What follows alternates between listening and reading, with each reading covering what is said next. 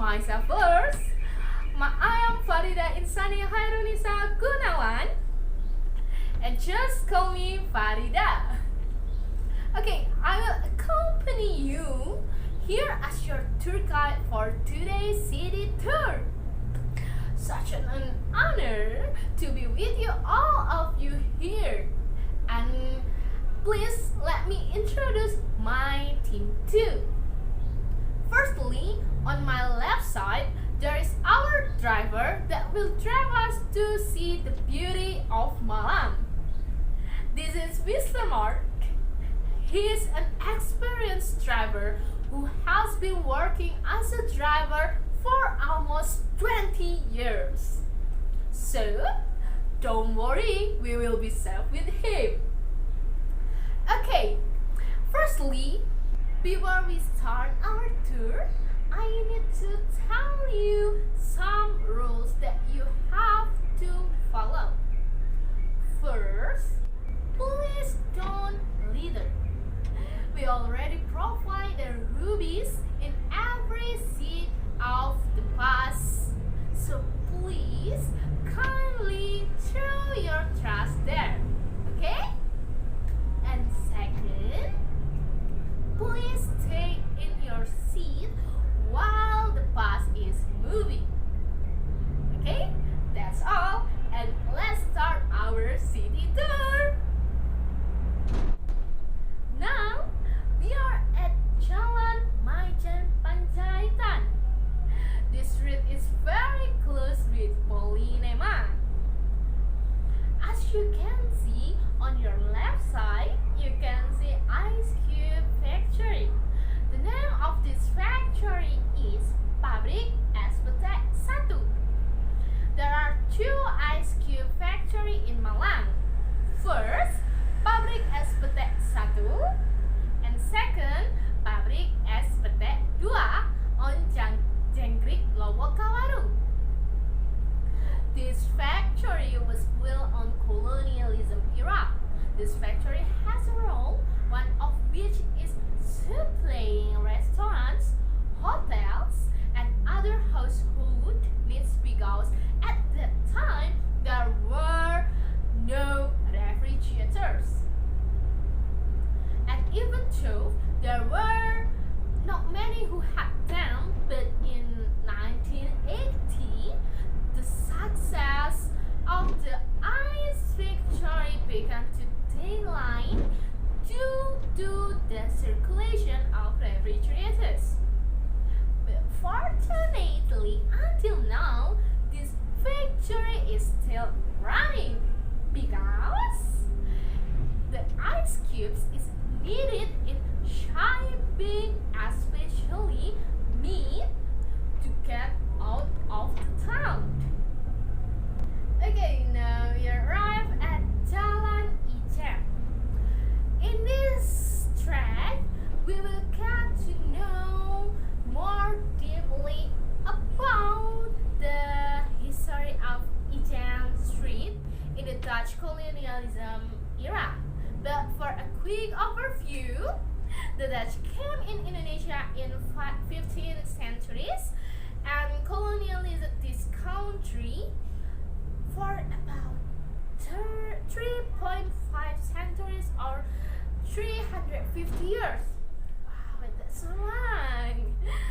They came to Malang in 70s centuries and built the Malang city plan into 8 and called the Plan projects.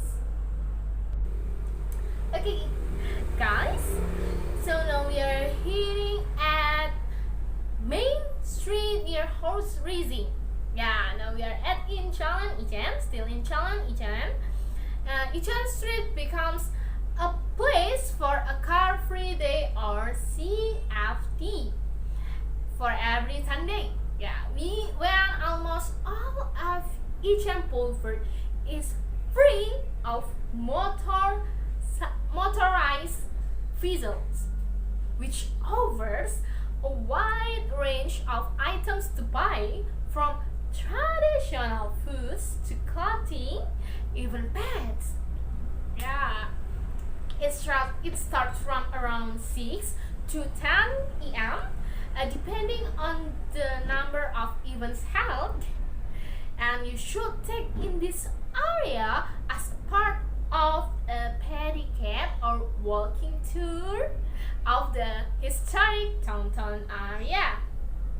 You may visit on Sunday and enjoy all of the things that sell on a car-free day, or just doing exercise. Okay, let's move to horse racing. Okay, guys. Yeah, now we are at horse racing on my left side or on your right side. Yeah, this name is horse racing, or we can call it as simpang balap. Still on Brooklyn 7, Dutch project continue in the horse racing area. It was built in 1938.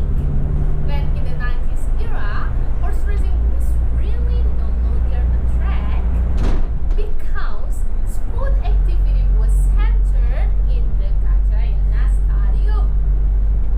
Now, it becomes an elite housing facility nearby at a college area of the medical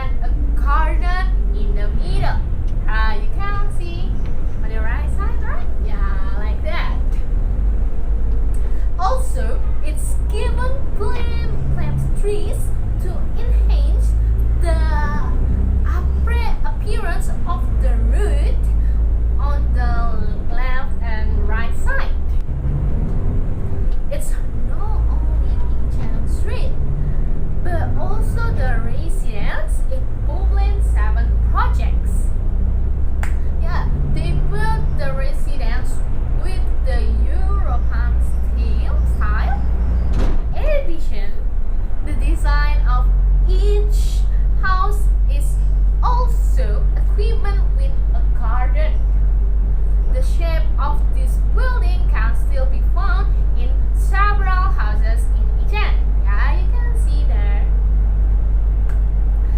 And nowadays, as many as 40% of them have changed into new buildings. Okay, now we are moving to public library. Yeah, there is a public library on your right side. On the right side, you can see public library. Yeah, this is the city's public library. It's located at the intersection of Jalan Ijen and Jalan Semeru. This building was a cigarette factory in 1965. That it was given and encouraged by the regional government of Kota Madya Malang, because at the time city needed a library building. At first, the book collection was only 2,500. Yeah, and nowadays this library is a very comfortable place, and people can bring the kids at any age. Even you can book for the kindergarten events. Yeah. Usually it opens from 8 p.m. until from 4 p.m. All of you is interested, right? You can go there if you have any free time, right? Yeah. Okay. Now we are moving to Gajayana Stadium. Yeah. On your right side, you can see Gajayana Stadium. There is a Gajayana Stadium in the continued development of Parkland 5. The main focus was to make the Gajayana, which was a sports complex such as hockey, tennis, swimming pool, or others. Now it used to be the football stadium in Malang. And now we are arrived at MOC, or we can call it MOC. Yeah, MOC is the Mall Olympic Garden, the shopping place at Malang. Yeah, can you see what's in front of us? That is MOG, or Mall Olympic Garden.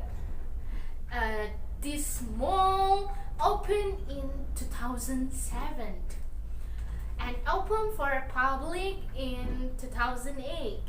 Yeah, this is one of the biggest mall in Malang. This mall provided the fashion store, food court, restaurants, camp center, and many more. So, and people love to spend their time and spend their money at there. Yeah. Now we are heading at Alun-Alun Merdeka. Can you see what's in front of us? Yeah, this is Alun-Alun Merdeka. Alun-Alun Merdeka is a city park, was built in 1882.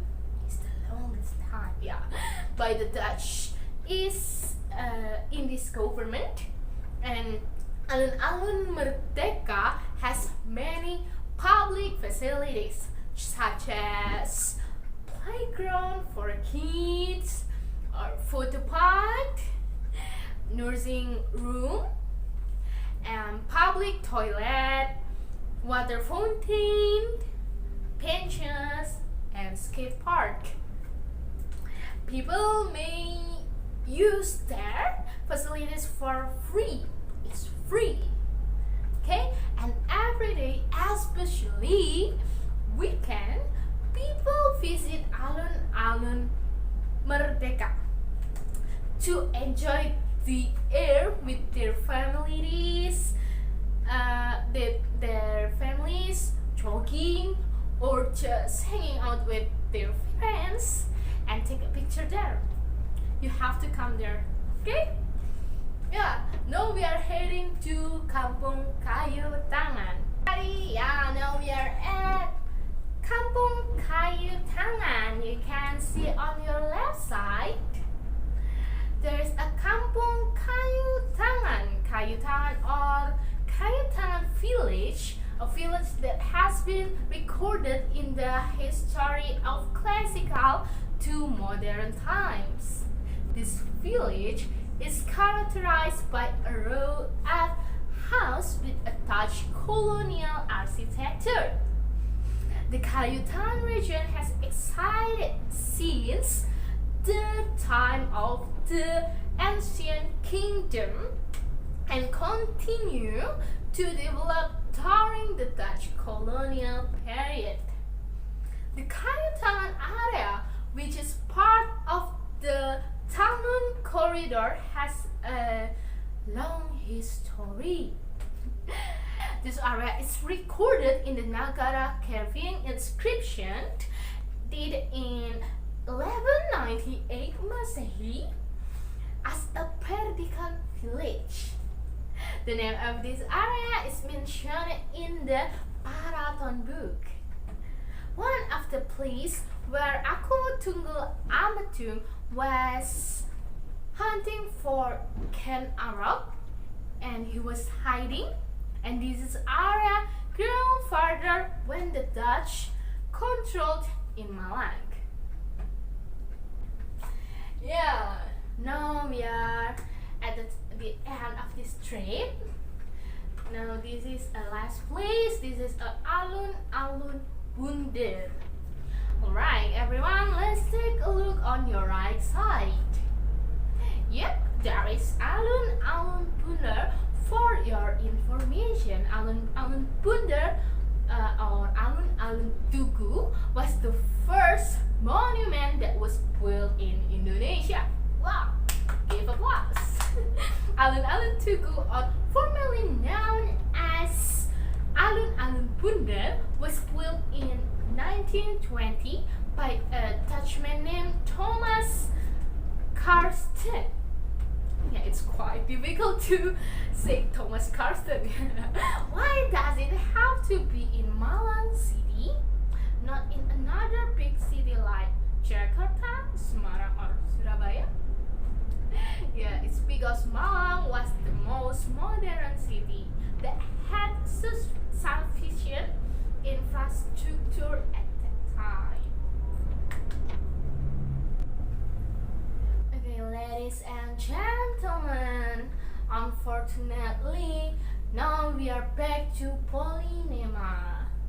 Thank you for your cooperation for today, and I really hope that we will meet again in the next trip. Nice to see you.